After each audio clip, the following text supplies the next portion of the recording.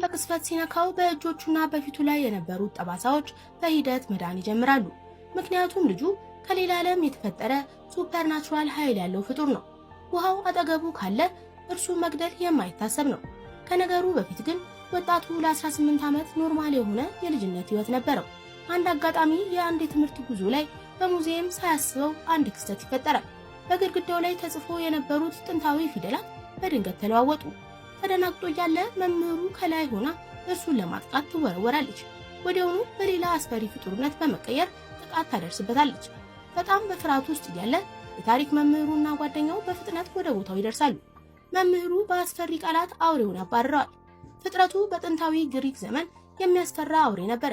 የመጣውን ወጣቱ ልጅ እያለ ያለውን የሱፐር ፓወር ለመንጠቅ ነው። ሁሉም በጉዳዩ በጣም ስለተደናገጡ ታዳጊውን ለመሸሸግ መሯሯጥ ጀመሩ። መኪናውን በፍጥነት እያሽከረከሩ ሳለ ግዙፍ አውሬ ይገጩና መኪናው በፍጥነት ተገለባበጠ።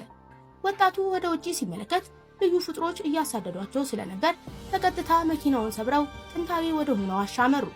ያሳደገችው እናቱ ግን ወደ ዋሻው መግባት ባለመቻሏ ልጁ ተረበሸ። ወዲያውኑ አስፈሪው አውሬ እናቱን ያጠቃት ጀመረ። ልጁም ከኪሱ ውስጥ ጎራዴ በማውጣት አስፈሪውን አውሬ ለማጥቃት ተዘጋጀ። አውሬው ግን እጅግ ግዙፍ ስለነበር በሙሉ ኃይሉ ጥቃት መሰንዘር አልቻለም።